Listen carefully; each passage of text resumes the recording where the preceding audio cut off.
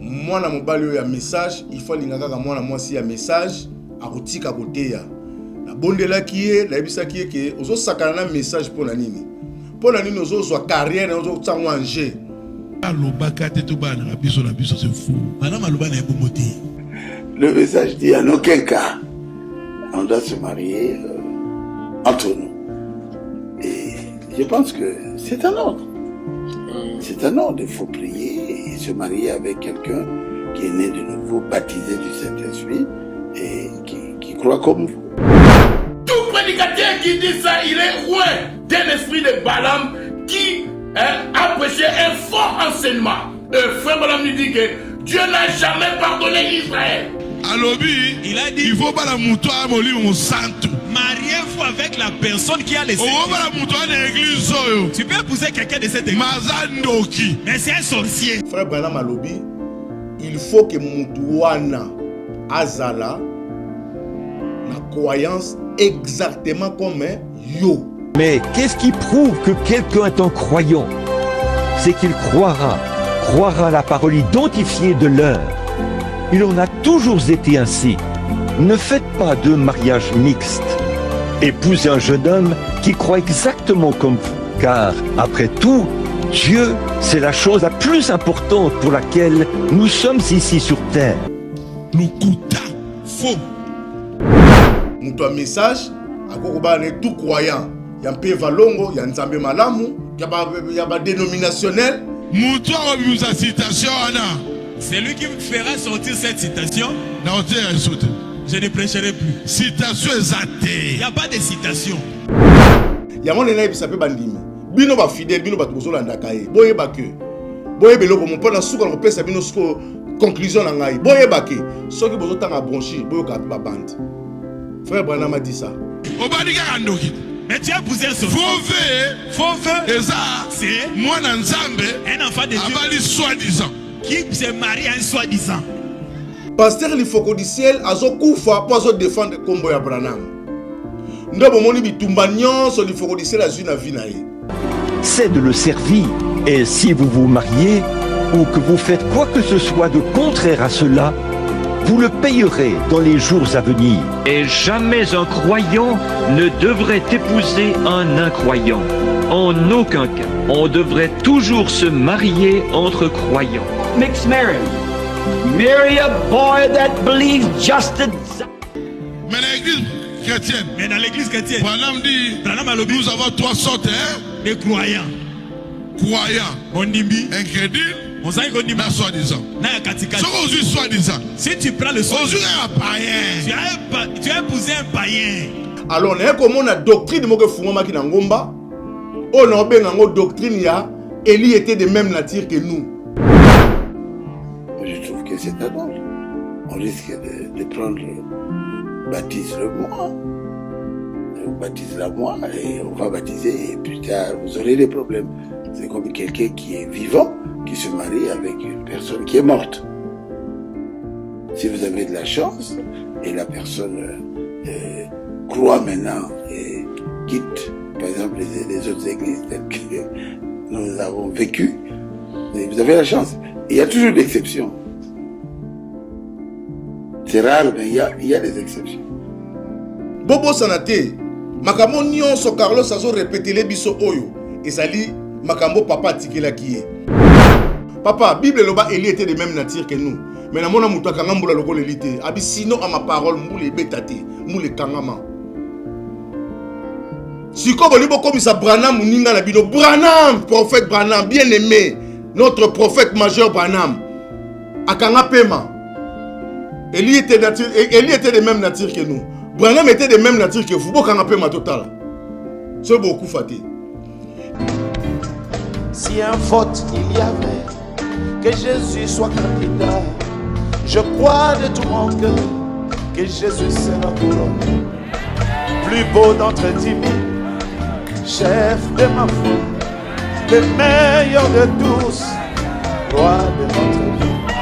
Ceux qui chantent pour le monde sont comme des avions, et Jésus reste pour eux de grands talents. Ce qu'il faut du ciel, le pasteur il faut du ciel, le boy qui a des messages makubungu, ka fuaku. Ce qui azaki na Branham te, ce qui azaki na Nzamba solo te, ce qui azaki na vrai Jésus te, mais le pasteur il faut du ciel, asi akufa. Frère Branham aloba na biso susuke, alobi abi soki nous ala embrouiller. Zala aux alentours des prédicateurs. Tango nyonso molinganga nazalaki komona baninganga na baboti na bango nanga baparent baza te vi nanga pasi. Est-ce que kokufela baboti eza lisumu? Kozanga baboti est-ce que eza lisumu? Voilà, na kopesa bino message. L'orphelinat Christ rédempteur et ana posa lisunge na bino. Tala musala munene zo sala pona bana. Tala musala munene zo sala pona bana oyo mokile tiki ebwaki. Mais nzamba termina nzelo orphelinat oyo pona ko encadrer bana oyo. Yaya lisungi na yo to ana ngoposa. 1 euro no to ana ngoposa pona mwana moko. Tango mwana moko alie nzambe ya bitike oya permettre ete na nzela no mwana alia akobosa na ote. Voilà message ya l'orphelinat Christ rédempteur to ana besoin lisungi na bino. Ba numéro za na se kota contact na biso assistance na yo et aux lisungi pona bana.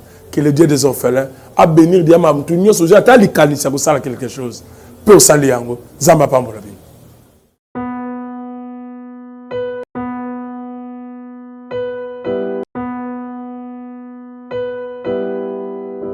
Merci Balania Nouvelle Tendance, merci encore une fois chez vous, dans vos maisons, Episcopo Ayambo rendez-vous na Kitata, les grands Wazalendo du message.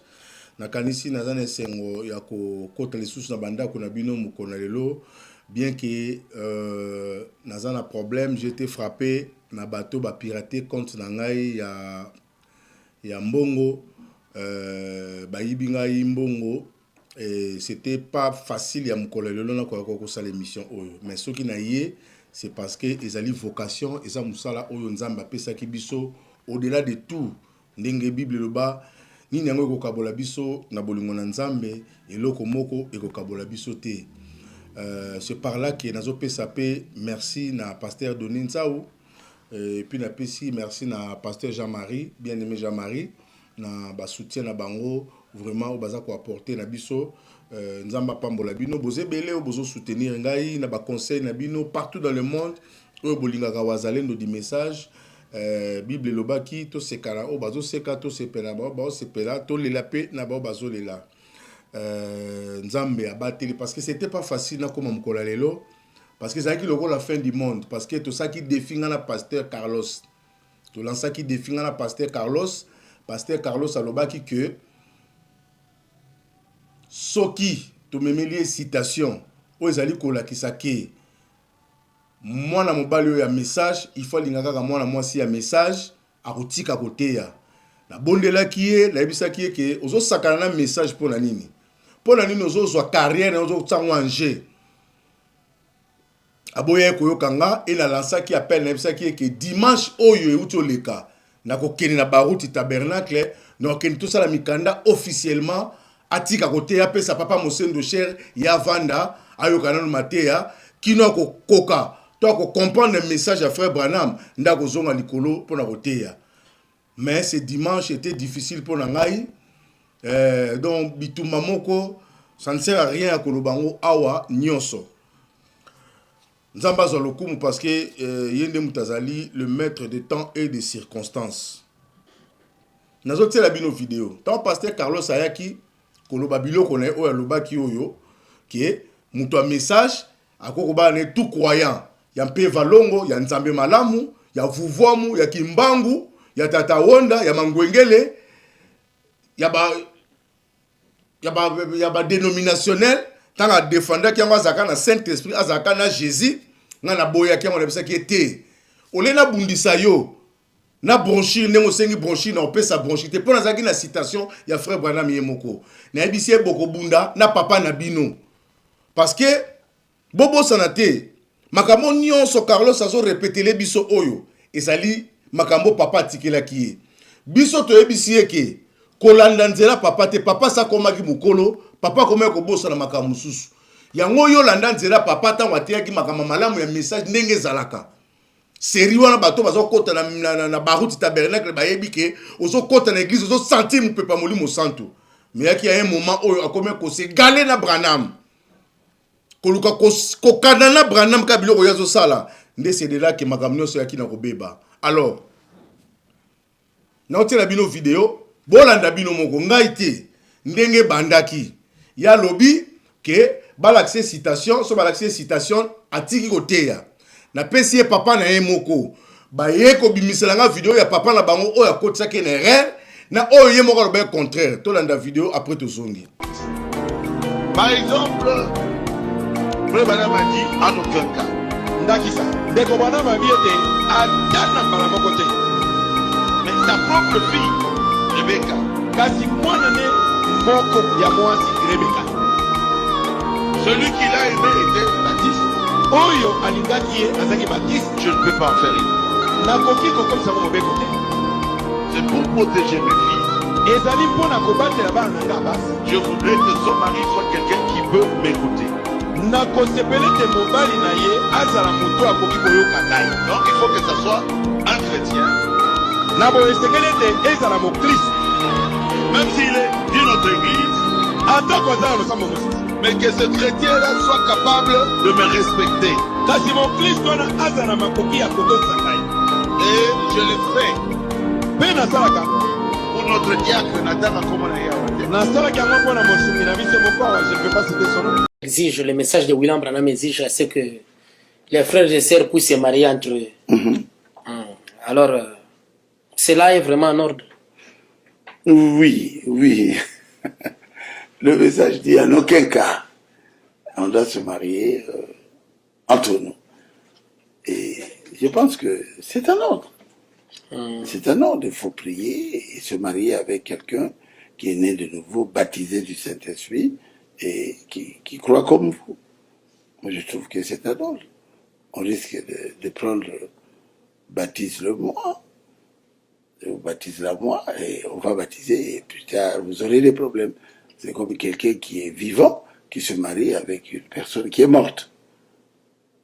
Si vous avez de la chance et la personne croit maintenant et quitte par exemple les autres églises telles que nous avons vécu, vous avez la chance.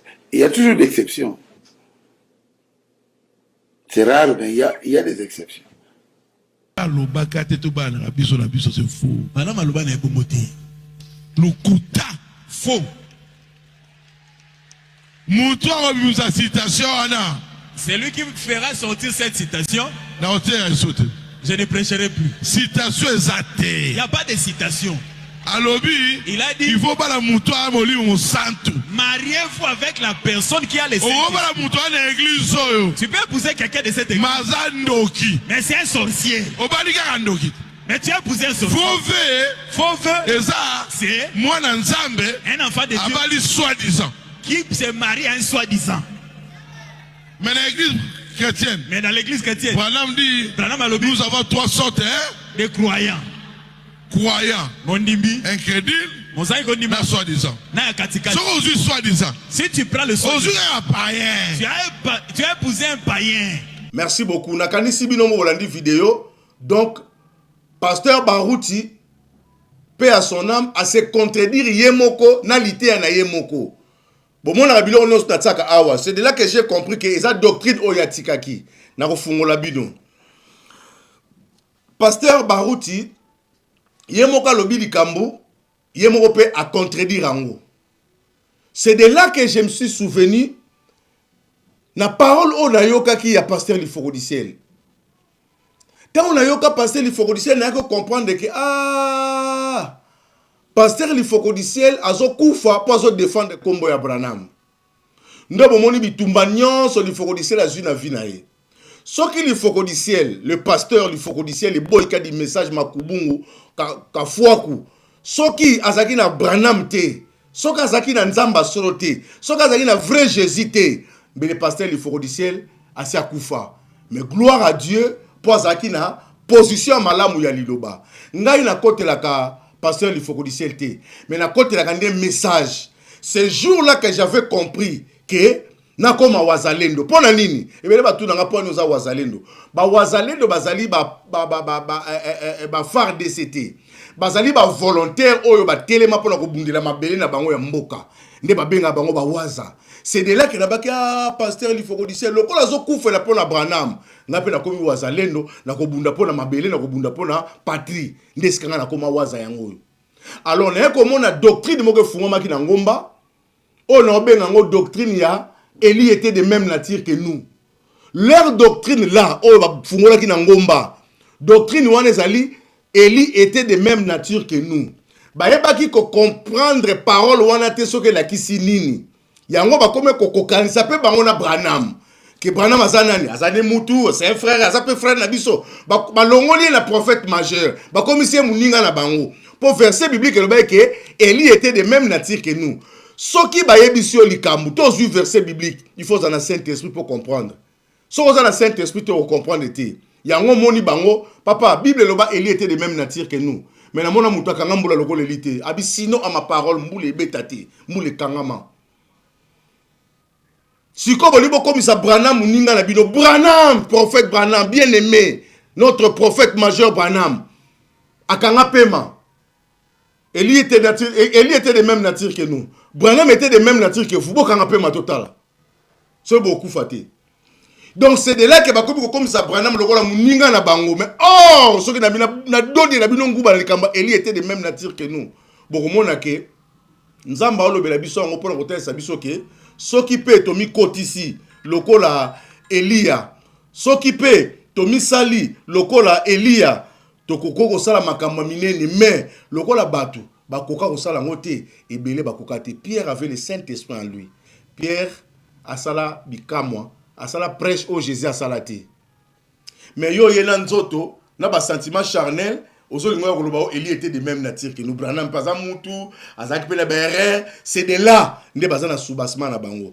Alors nazo so vidéo parce que tant on a tira qui est vidéo au bomoni. Pasteur Carlos azaki convaincu, azaki na besoin ya citation. Yango lelo na ko retirer prédication. Lokola ba kaninga ba empêcher comme ba problème ebele na komi na ngomba te. Merci to ça on a plateau awa. Pasteur Carlos lelo azotika makambu ya ko te ya lelo. Lokola senga po to baba pesa les citation, sengi citation. To sengi na régie, boti la biso frère Branham yemoko. Apesa biso citation. Frère Branham, est-ce qu'un vrai croyant du message peut se marier avec une sœur qui ne croit pas ce message? C'est-à-dire une sœur d'une église dénominationnelle qui a le Saint-Esprit ou vice-versa? Mais qu'est-ce qui prouve que quelqu'un est un croyant? C'est qu'il croira la parole identifiée de l'heure. Il en a toujours été ainsi. Ne faites pas de mariage mixte. Épousez un jeune homme qui croit exactement comme vous. Car, après tout, Dieu, c'est la chose la plus importante pour laquelle nous sommes ici sur terre. C'est de le servir. Et si vous vous mariez, ou que vous faites quoi que ce soit de contraire à cela, vous le payerez dans les jours à venir. Et jamais un croyant ne devrait épouser un incroyant. En aucun cas. On devrait toujours se marier entre croyants. Mixed marriage. Marry a boy that believes just Merci beaucoup. Nakanisi citation ya mwana frère Branham apesi. To na pasteur Nzao, to benga ekala mingte. Akufungola ngo lokwa liteya. Ngana na tante ya kolobela ngo mulai. Boki citation frère Branham alobi, il faut que mutu wana azala na croyance exactement comme yo. Alors tant balobi exactement ce qui bo comprendre le français te. Pasteur Nzao a expliqué biso français. Ce qui peut boire na molimo santu te. Pasteur Nzao a même biso na molimo santu. Parce que makambo to comme mona na message et comme ngola batumba comme ça nanko. Pasteur Carlos a botami na message, a ebi ke biso bata message to bala na biso na biso. Le loi télémia changeant, a eu révélation. Le loi télémia lo bango eza bongo ta eu révélation. Makambo nyonso balinga ba changer et ça révélation te. Na mona ya alobi que les bronchies ne sauvent pas, les bronchies sauvent. Parce que c'est la parole de Dieu prêchée par William Marion Branham. Yango nena ebi sape bandimi. Bino ba fidèle, bino ba tobozo landa kaye. Boye ba ke. Boye beloko mon pona suka ko pesa bino suko conclusion na ngai. Boye ba ke. Soki bozo tanga bronchi, boyo ka pi ba bande. Frère Branham a dit ça. Soki bozo tangaka bronchi boyoka pe ba bande. Alors nazo kende ko benga le pasteur de Nenzao pour fungola nga lité ya oyo. Toyo ki frère Branham sikoyo ate ya biso fungola ngo po ngai na ote ya te. Soki nga na lobby o na lobaka. Leo na ko retirer. Papa Mosendo bongama banda da ko se chauffer au matin na podium. Dimanche ozo soki o mati podium te. Yeba ke église wana e komi nango église te e komi parcelle familiale. Alors depuis ce jour parce que depuis les lots pasteur Carlos Ponanga, si on a l'émission, on va bien sous pasteur Carlos. C'est fini. Papa m'a laissé. Papa n'est moutati qui l'a qui est. Ils ont le pan en famille et ils ont l'église. C'est ça qui est église. Tout est à Branham. Si tout est à Branham, ils ont parcelle familiale. Papa m'a laissé. Pasteur Nzao. L'invité ceux qui régit. Bon, après, pasteur Nzao. Alors, pasteur Nzao, en direct, il y a États-Unis d'Amérique. Est-ce que au Cori qu'on formule la biso citation Oyo? Totier, il y a frère Branham, Omega ko expliquer biso bien pour batouba comprendre. Amen. Amen.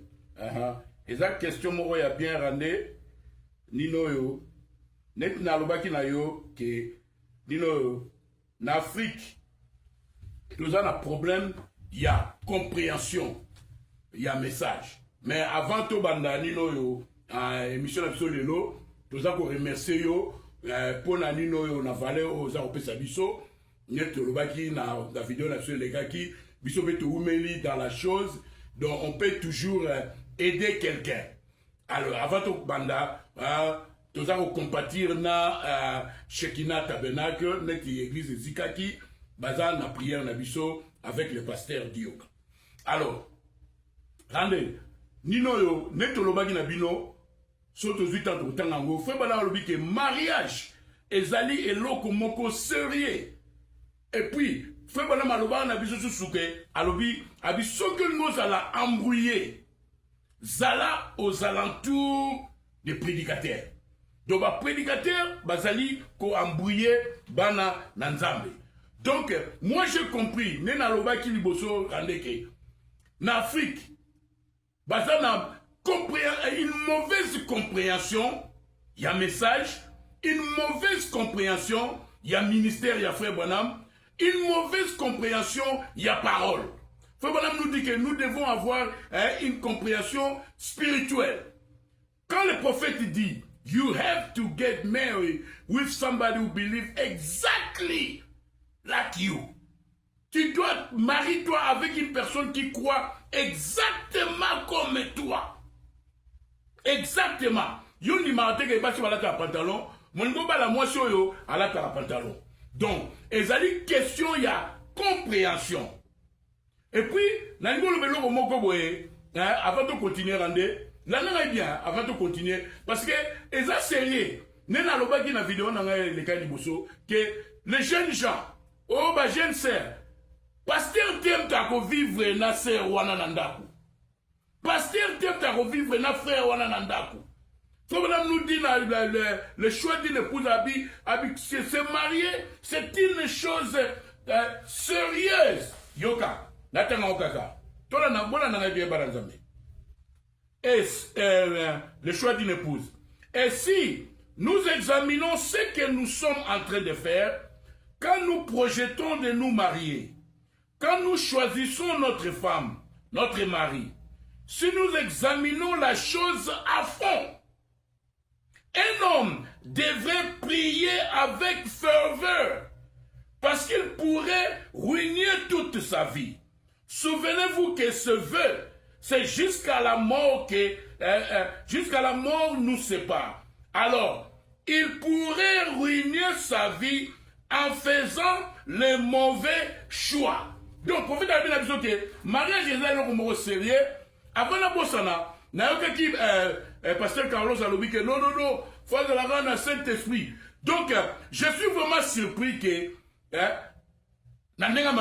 prédicateur dans le message, nous ne comprenons pas que tu ne peux pas recevoir le Saint-Esprit si tu ne crois pas le message du temps de la fête. Nous disons, pasteur Alexis, parce que l'évidence du Saint-Esprit, c'est croire au message du temps de la fête. Mais yoskozo luka ser, yoskozo luka frère, on a un message, mais n'est pas au Saint-Esprit. Donc nous parlons d'être converti, d'avoir le Saint-Esprit dans ton âme, pas dans le corps, pas dans l'esprit. Donc, toi là qui sais déjà, tu es ici, Pasteur Carlos, une personne ne peut pas recevoir le Saint-Esprit si tu ne crois pas le message du temps de la fin. Parce que l'enseignement, il y a parole, il y a vrai, et il y a alors le Saint-Esprit, et il y a il y a parole, il y a vrai. C'est la Bible. Il y a moi, la fois, madame dit que, habillé nous, comme ça, l'évidence du Saint-Esprit, le fruit de l'Esprit, qui, Seigneur, a corrigé. Que l'évidence du Saint-Esprit dans ton âme, c'est croire au message du temps de la fin. Alors, pasteur, Carlos, yebisanga sikoyo, mutoyo, a Saint-Esprit n'est ni soit un message. Alors, tolingo lo bate, exactement si j'ai mon difficile, tolingo lo bate que dans les dénominations, tolingo lo bate que na pentecôtiste, tolingo lo bate que na église de réveil que balanza me baza soutete. Voilà ce que le bin n'a pas bien été. Balanza me bazali, mais ngai sikoyo, na oyeba ndenge nini. Ok, aozala mwana nzambe. Et puis la ligue ça va faire la sœur que tout dit qu'à se comparer na prophète. Les gens en Afrique, même les prédicateurs ont une mauvaise compréhension du ministère de Frère Branham. Frère Branham a zané tingana yote. Frère Branham a zané 5 ministères te.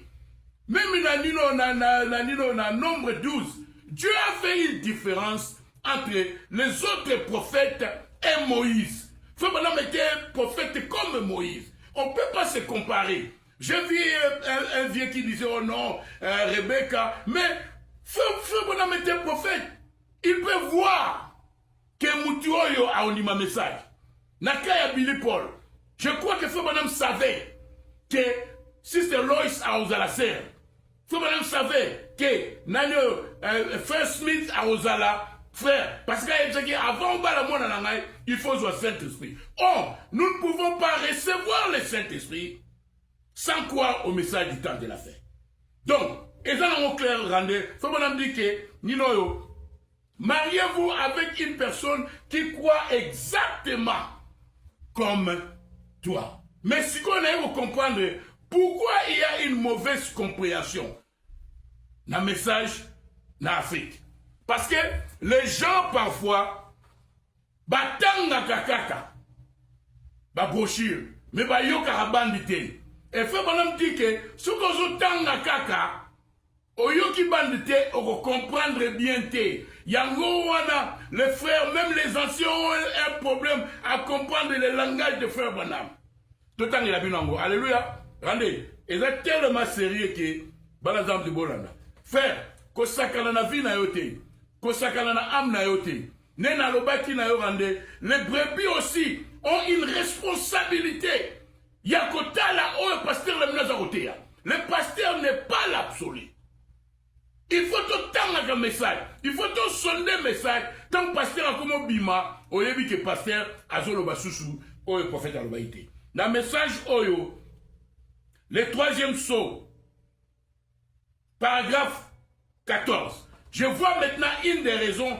pourquoi les gens ont un problème à comprendre le langage de Frère Branham. Yoka, parfois, quand nous ne faisons que lire, et là, faites bien attention. Et quand vous lirez, recevez les bandes, écoutez-les très attentivement. En effet, vous saisirez en écoutant la bande. Parce qu'ils ont réécouté les bandes et elles sont vraiment très claires. Alors, vous saisirez mieux là-dessus. Rendez-vous, ok. Prophète Alobi ke kotanga kaka. Problème la mission en Afrique en Goana. Même ma prédicateur. Kotanga brochure, pour Danilo là, le 3e saut, paragraphe 14. Boke Tangou. Prêché en 1963. Mars le 20. Prophète Alobi ke kotanga kaka. On comprend de te, il faut yoka band. Yango wana nzambe arosala tout à comprendre que la vision, c'est laisser les enfants de Dieu écouter le prophète lui-même. Alléluia. Donc, et ça dans clair, soit de tangi awa, yoka, totangango, totangango. Et puis, tu relaxes bien nos nino yo. Fais bana zolo bake. Parce que il y a deux sortes de mariages mixtes.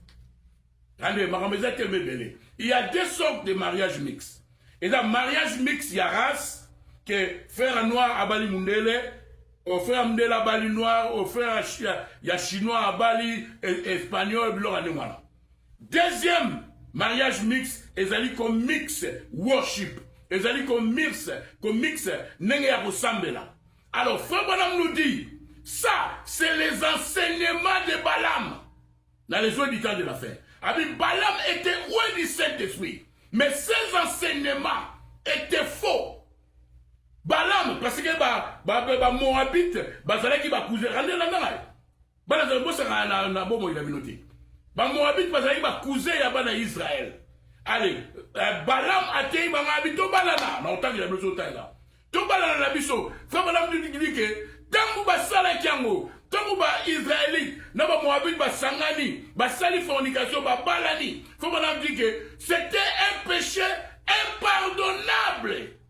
Te marier avec une personne qui ne croit pas exactement comme toi, c'est un péché impardonnable.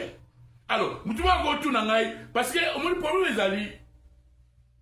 Nana yo toza ba prophétie. To éviter. So il sert wana a commencer. Un fils de Dieu vraiment sérieux avec ce message. Pour nous yo ke bala mutu oyo ala ta ba pantalon a chaka batile. Alors, tu l'obité de sœur wana a commencé à rentrer, c'était parce que tu as l'obité de wana la cause parce que dans l'église na bali saka frère moko tu as vu sœur a outé une église pentecôtiste. Mais si cause otali sœur a vraiment une sœur en Christ. Donc ils allaient pas cas excepté zali. Mais ngana yo toza ba prophétité, neni aboyeba. Donc on ngobla ba frère que bon exemple il y a prophétité. Bon exemple la frère Bonamté. C'est pour cela que nous avons des problèmes en Afrique. Les 5 ministères, les pasteurs, ils croient que Baza est égal dans le prophète de Dieu. Ils ne comprennent pas le ministère de Frère Branham. Ils ne comprennent pas qui était William Marion Branham. Donc, rendez, tout il a pas fait la zone que Bala Nengwana, Ezali, péché moko impardonnable. Totalement, le message Oyo. Regardez, looking at the unseen. La chose la plus importante, c'est trouver Dieu, ton créateur. Ne mélangez pas les mariages. Mariage mix. L'anglais a l'obi qui but it isn't the greatest thing. The greatest thing is find God, your maker. Don't mix Mary. Donc, Kobala Mutu Oyo, a dit ma message était, il y a un mariage mix. Mais moi, n'a pas espéré que moi, aba ne frère moi mundele, oya ni mara frère Branham, que moi nangai, aba la frère moi ya pentecôtisme mu Congo, na préféré moi na aba ne mundele. Donc, oyo, ya ko sangisa worship. Ils allaient péché impardonnable. Moutula Zoluka, citation, Woyoka, minute déjà. La chose la plus importante, c'est trouver Dieu, ton créateur. Ne mélangez pas les mariages. Mariez un garçon qui croit exactement comme toi. Naningala et Galaxy, Bala, garçon Oyo, Animaka, ndenge moko na yo. Alléluia. Marier un garçon qui croit exactement comme toi. Parce que, après, c'est Dieu qui est la chose la plus importante. Qui est ici sur terre. Nous devons le servir. Et, si tu te maries contrairement à ça, contrairement à quoi? Que Mutuoyo qui ne croit pas exactement comme toi, Yoka, tu vas les payer dans les jours qui viens. Ça, c'est ainsi dit le Seigneur. Le prophète nous dit que ceux qui ont bali Moutou Oyo, qui ne croient pas exactement comme toi, Okufutango, la Mikolo les Agoya, les jeunes gens, Bossakana na bomo na biso na binoté, Bossakana na âme na binoté. Et puis tu l'as dit, Nino, se marier comme ça, Ezali Nino yo, Ezali les enseignements de Balaam. Donc, rendez, avec tous les respects, tout ministre qui dit que vous avez besoin de faire la mouton, vous avez le message, vous avez besoin de faire la mouton, vous avez le message, c'est un enseignement, il y a Balaam. Baza où est l'esprit, il y a Balaam. Les jouets du temps de la fête. Balaam était oué par le vrai Saint-Esprit. Mais frère Balaam dit que ces enseignements étaient faux. Alléluia. Balazame. Toyoka, le message Oyo, paradoxe. Prêché 1965, janvier le 17, Boyoka, aussi là. Mais quand c'est arrivé que Balaam est venu avec une fausse doctrine, regardez, et la fausse doctrine, peu importe Moutazo Lobango, les 5 ministères, nous ne sommes pas des prophètes. Mais ça, c'est les prophètes qui parlent. Mais quand c'est arrivé que Balaam est venu avec une fausse doctrine, nous sommes tous un. Pourquoi n'allons-nous pas ensemble et laisser nos enfants se marier entre eux? Nous sommes une grande nation. Nous allons vous aider à devenir une grande nation aussi. Maintenant, n'importe qui avec une compréhension spirituelle peut voir exactement la même chose. Se marier entre Israël et Moab, et c'était un péché impardonnable. Dieu n'a jamais pardonné Israël. Alléluia. Dans le message Oyo, les jouets du temps de la fin, Yoka, paragraphe 68. Balaam, où est du même esprit qui était sur Moïse? Quelle était la différence? L'enseignement de Moïse était parfait. La Bible dit ici dans 2 Pierre que c'était l'enseignement de Balaam qu'Israël avait accepté, que Dieu n'a jamais pardonné. Un péché impardonnable, pas un seul d'entre eux est entré. Alléluia. Donc, frère Balaam nous dit, rendez que Ezali péché moko impardonnable. Que les 5 ministères, les pasteurs ne sont pas des absolus. Yangwana erreur est en Afrique. Bazouaki Makambu, Frère Banam a parlé sur pasteur, autorité Frère Banam a parlé sur pasteur, Bazoui Yango, Bangotia Baone Bazaba absolu. Nana mon avis, na RTNST, Batouni vieux, est-ce que ma sœur, faut voir ta pantalon ou pas? Frère, viens qu'on répondre. Donc, ils ont l'acceptation que les 5 ministères vont passer au bazar absoluté. L'absolu, c'est le message. L'absolu, c'est Frère Banam. C'est que Frère Banam a dit. Et les 5 ministères, nous sommes différents de Frère Banam. Donc, il y a Nombre chapitre 12, nous avons une différence entre Moïse, n'a pas prophète et Moussous. Erreur yango wana sous l'Afrique. Tozu ba pasteur bazab absoluté. Non. Frère Banam a lobby que nyeto utotanga ngwa faut obala. Mutu ola unima textuellement neti yo. Yoga sous awa na message oyo. Les jouets du temps de la fin. La nanga bien rendea. Paragraphe 68. Et ils ont enseigné les enfants d'Israël à commettre la fornication, à aller dans le sens de son organisation. C'est-à-dire, nous sommes tous pareils. Nous ne sommes pas pareils. Prophète Alobi, vous êtes un peuple à part, saint pour le Seigneur, consacré à la parole et à l'Esprit de Dieu. Apportez les fruits de sa promesse pour ces jours-ci. Et vous n'êtes pas l'un d'entre eux. Je sais que c'est assez percutant, mais c'est la vérité quand même. Consacré pour un service en ces dernières heures. Sortez 10 milliers d'ailes. Les joints du temps de la fin, paragraphe 68. Soke Soussou, le Dieu de cet âge mauvais, prêché 1965, août le 1er matin, paragraphe 118.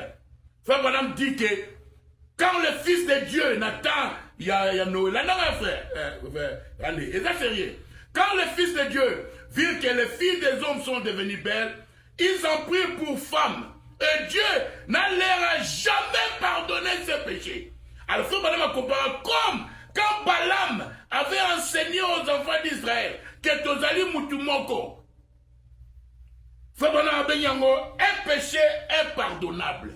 Donc, un frère du message, Okeko Bala, pentecôtiste, Okeko Bala, missionnaire, Okeko Bala, sœur catholique anoirite,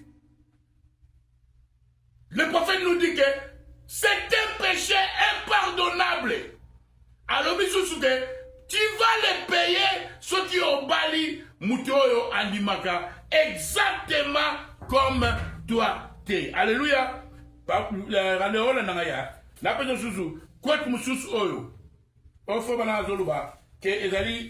Un péché impardonnable. Yoka, la message Oyo. Paradoxe, mais quand c'est arrivé que Balaam est venu avec une fausse doctrine, que Balaam Mutu Oyo a un message, c'est une fausse doctrine. Carlos Azoloba qui était faux de la dans le Saint-Esprit, mais il ne connaît même pas que tu ne peux pas recevoir le Saint-Esprit dans ton âme si tu ne crois pas le message du temps de la fin. Parce que le prophète nous a dit l'évidence du Saint-Esprit, c'est quoi au message du temps de la fin. Mais Moutou Sikoyo, anima un message, n'est-y Azoloba qui est dans le Saint-Esprit. Oh, of course, à cause de l'autre, à cause de l'esprit. Mais nous parlons du Saint-Esprit dans l'âme. Être converti. Alléluia. Regardez, et ça sérieux. Yango wana banazambe. Les nena lobi ke ba brebis peut passer la responsabilité. Ya oyo ba pasteur na ba hotel avant. Mais quand c'est arrivé que Balaam est venu avec une fausse doctrine, un faux enseignement, l'esprit de Balaam, toute personne qui dit que les enfants de Dieu n'a message pas que se marier, n'a pas tout ma message, c'est une doctrine de Balaam. Et il était loin du temps de la fin. Balaam, rempli du vrai Saint-Esprit, mais son message était faux. Yoka. Mais quand c'est arrivé que Balaam est venu avec une fausse doctrine, nous sommes tous un. Pourquoi n'allons-nous pas ensemble et laisser nos enfants se marier entre eux? Nous sommes une grande nation, c'est Balaam qui parle. Nous allons vous aider à devenir une grande nation aussi. Maintenant, n'importe qui, avec une compréhension spirituelle, peut voir exactement la même chose. Se marier entre nous, Israël et Moab, et c'était un péché impardonnable. Dieu n'a jamais pardonné Israël. Et le prophète nous dit que don't mix marriage. There is two kinds of mixed marriage. Ba mix mariage, il ramène dans les âmes de Mibale. Oya robala ya race, mundela bali noir, na oya rosangisa enseignement. Na oya rosangisa neti religion. Alors, je préférerais, na le prophète à l'obaki. Na préféré na ngana que na pays au polygamie ezali que na vanda pays les États-Unis mais pour que le baté que je crois à la polygamie. Je préférerais aussi na la boloba que moi na moi si ou bien moi na mubali abala ne munene mais qui croit William Marion Branham que ake bala mutumoko azala message. C'est sérieux. C'est un péché impardonnable. Alléluia. Amen. Yoga Suso. Ouais. Balaam, les gens du temps de la fin. Point du même esprit qui était sur Moïse. Quelle était la différence? L'enseignement de Moïse était parfait. La Bible dit ici, dans 2 Pierre, que c'était l'enseignement de Balaam qu'Israël avait accepté, que Dieu n'a jamais pardonné, un péché impardonnable. Alléluia. Et mais les oies du temps de la fin, paragraphe 68. Yoga Lisusu, rendez bien. J'espère que Balanzambe Bazarulanda. Et ils ont enseigné les enfants d'Israël à commettre la fornication. On va faire et à aller dans le sens de son organisation. C'est-à-dire, nous sommes tous pareils. Non, nous ne sommes pas pareils. Vous êtes un peuple à part, saint pour le Seigneur, consacré à la parole et à l'Esprit de Dieu. Apportez les fruits de sa promesse pour ces jours-ci. Les messages du temps de la fin. Et vous n'êtes pas l'un d'entre eux. Je sais que c'est assez percutant, mais c'est la vérité quand même. Consacré pour un service en ces derniers jours. Sortez du milieu d'elle. Alléluia. Je pense que Randé te répondre à la question à yo. Non. Fais pas la benyango. Parce qu'il y a 2 mariages mixuana. Sorte. Fais pas la benyango. Oh, écoute, il y a Robala Mundele. Fais pas la lobika, je ne crois pas ça. Mais là, oyo. Fais pas la benyango. Un péché impardonnable. Un jeune frère dans le message. Tu te maries avec un pentecôtiste, c'est un péché impardonnable et tu seras déchu de la grâce. Oazala matoya koyoka ayoka. Oazala motema ronima anima. Ne bolanda ba faux enseignement à la terre Balaam. Tout prédicateur qui dit ça, il est loin d'un esprit de Balaam qui a prêché un faux enseignement. Frère Balaam nous dit que Dieu n'a jamais pardonné Israël. C'est votre humble serviteur, le pasteur Donenzao, que mariage est à jeter. Bolanda, oyo pasteur Namino Bazolobate. Frère nous dit même que Nino, celui pasteur abîme la parole. Si l'homme quitte la parole, quittez l'homme. Donc, Nino Misunabiso, il faut ezalanda le message du temps de la fête. Alors, conseil Moussou dans le web Sabanazambe, Frère Lobi que Kotanga Kaka brochure est à bienté. On comprend de bienté. Yangwana na kasa problème toza na ngona Afrika ngwana. Il faut ko yoka bande. Il faut ko yoka albi soko yoki to tangi citation to sala tout boîte sur mon écran. Soko yoki nde on comprend de mieux. Yangwana pas na monique yangwana ba tu baza na problème ya compréhension en Afrique. Frère Branham aza neti bisoté ba 5 ministères. Frère Branham on fait bana lobby yangonde l'absolu. Faut bana lobby bonni maonga na lobby ngana ko répondre. Mais pasteur, il faut qu'on filtre en haut avec ce que frère Branham a dit.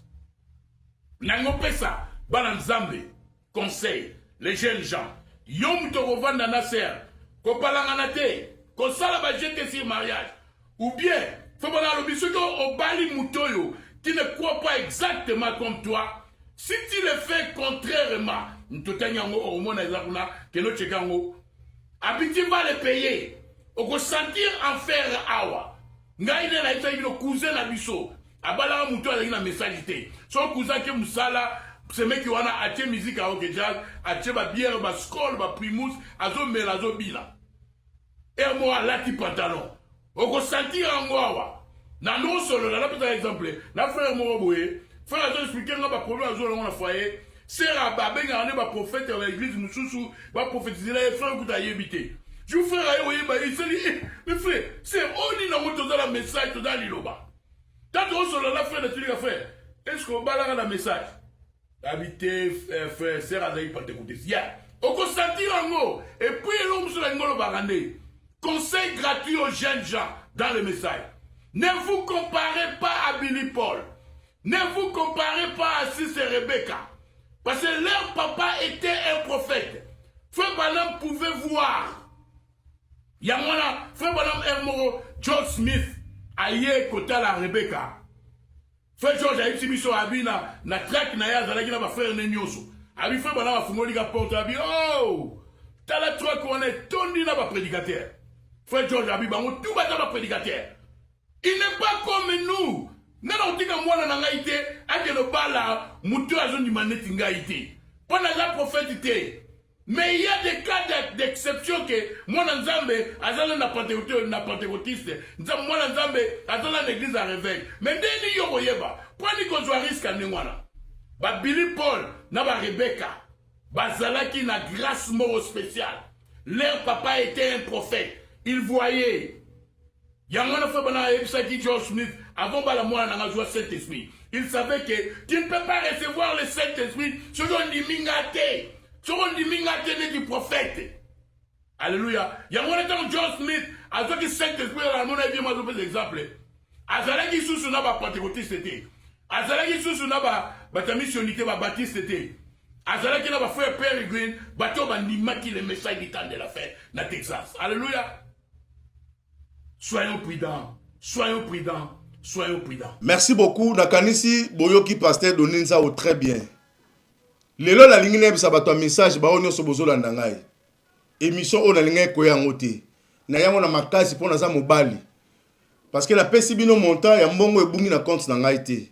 Mais esa linga passe na motema. Mais na lobi boy, esa bitumba musala obiso to ndima ko sala.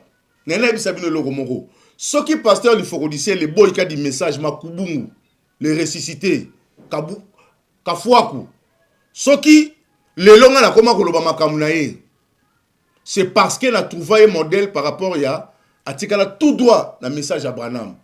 Mais pourquoi pour mon aka batu babimisaka ke adorateur na ye combien de fois awa ko expliquer bino ke ba adorateur baza bato basambela ka Branham balobaka au nom de Branham, mais il faut redire n'a jamais dit au nom de Branham. Mais ba benga ka adorateur pour ni pour ba initier pas ya bato au moningai ceux qui ba kolobaka j'aime Branham plus que Jésus ngai comme on a fait ça la j'aime Branham plus que Jésus parce que cette prédication ya mon échange à court la vie dans ngai j'aime Branham so boye baraté tant bino bosanga lokola critique ngana mona bino bo luka nga bitumba na bino to bunda cette prédication ya mon échange à vie na nga ona koma ba vieux pamba pamba ko tamola mokili mobimba j'aime Branham plus que Jésus yeza na moyembi oyo ayemba Jésus na mboka oyo le roi il faut redire la zate mwandambo tokozo ale moloto mwandambo il faut redire quand il chante tu sens l'esprit de Dieu en lui tu sens que cet homme c'est pas lui c'est Dieu qui parle c'est Dieu qui chante et moi le bon car un homme de chair ne peut pas parler comme ça ou encore prêcher comme cela chef tiens la biso dans le concert wana boyoka na résumé à mouké na 2 phrases à pamba 3 phrases muto tombo la Jésus comme jamais vu il faut dire papa oza nzambe baboya balinga bamata bakita oza nzambe Prépassar Aigle Masengo à côté du roi soleil c'est par là les chemins au boyo vandi même à la concert si un vote il y avait que Jésus soit candidat je crois de tout mon cœur que Jésus sera couronné plus beau d'entre 10 000 chef de ma foi le meilleur de tous roi de notre vie ceux qui chantent pour le monde sont comme des avions et Jésus reste pour eux le grand aïe. Oh, ils finissent par y descendre et chantent ces mêmes. Oh, oui, Jésus est la fin du discours. Le succès à Jésus, à Jésus, à Jésus. L'homme le plus chanté reste toujours Jésus, la grande vedette de mon âme, la grande vedette de mon âme. Il est le roi des rois sauveurs, la grande vedette de mon âme, la grande vedette au Canada, la grande vedette de mon âme. ceux qui chantent pour le monde sont comme des avions. Oui, Jésus reste pour eux. Les grands aéroports, ils finissent par y descendre et chanter ses merveilles. Oui, Jésus est la fin du discours, plein succès. À qui? Pas à Branham, hein? À Jésus, à Jésus, à Jésus. L'homme le plus chanté reste toujours Jésus.